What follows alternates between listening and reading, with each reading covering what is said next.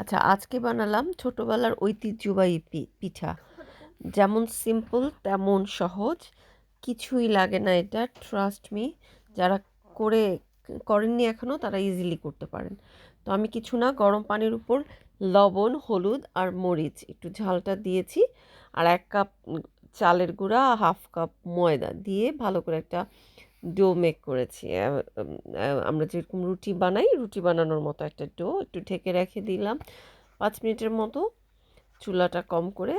তারপরে হালকা একটু গরম থাকতে একটু মথে নিয়েছি, মথে নিয়ে ভালো করে মথে নিয়ে তারপরে একটা শেপ করেছি। শেপটা এরকম দেখলেই বুঝবেন যে কীভাবে শেপটা করা লাগে। যে যার পছন্দ মতো করে নিতে পারেন, বাট আমি এটাই প্রেফার করেছি, আমি এটাভাবে করলাম। তো এরকম করে আমি অনেকগুলো বানিয়ে নিয়ে জাস্ট ডুবো তেলে ভেজে নিলাম।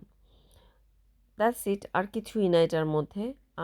খুবই মজা এবং সিম্পল আর ইজি আর কি। তো এই তো।